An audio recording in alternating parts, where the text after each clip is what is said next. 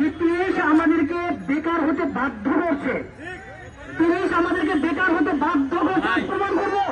ভুল ভাল বুঝেন না। 162 দেশে আমরা কিছু বুঝে না, আপনারা বাংলাদেশে আমরা একাই বুঝেন। হ্যাঁ, 162 দেশে চর্চা হচ্ছে যে 30 যৌক্তিক না। তাহলে আপনারা কেন বলতেছেন 30 যৌক্তিক? কারণ 162 দেশে আমরা কি বুঝে না?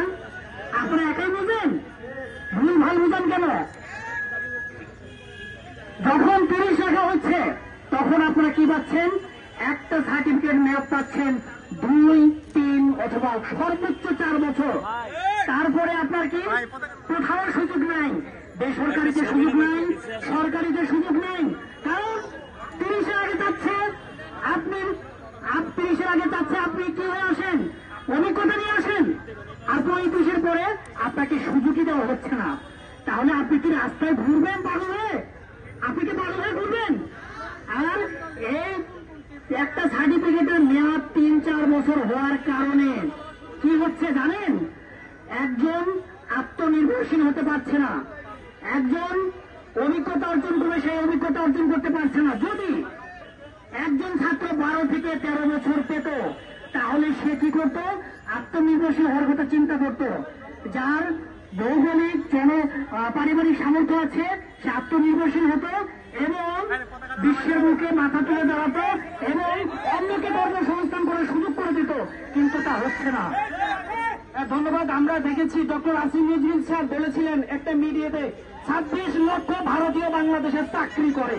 তাহলে 26 লক্ষ বেকারকে আমাদেরকে চাকরিতে ঢুকে দিলে তো হয়ে যায়। আসিফ নজরুল স্যার আমরা আপনার সঙ্গে মিট করতে চাই। মিট করতে গেলে আমাদেরকে পুলিশ কেন বাধা দিবে? আমরা তো ছাত্ররাই এই কোটা সংস্কার করেছি। আমাদের ছাত্র প্রতিনিধিরা আজকে আপনারা উপদেষ্টা হয়েছেন, উপদেষ্টা বানিয়েছি। আপনাদেরকে আমরা করজোড়ে অনুরোধ করবো 35 এই প্রজ্ঞাপন চেয়ে। আমি যখন 2019-এ সংসদ সদস্য হয়েছি প্রথমে কিন্তু কোঠা সংস্কার নিয়ে কথা বলে সরকারের চক্ষুষুর হয়েছিলাম। কোঠা সংস্কার আন্দোলন বাস্তবায়ন হয়েছে, বারবার আমি 35 দাবি উত্থাপন করেছিলাম, তারপর আমি সরকারের চক্ষুষুর হয়েছিলাম। এখন সে সরকারের পতন হয়েছে, আমি আশাবাদী 35 আন্দোলন বাস্তবায়ন হবে ইনশাল্লাহ। চাকরিতে আমরা 35 বছর পাবো।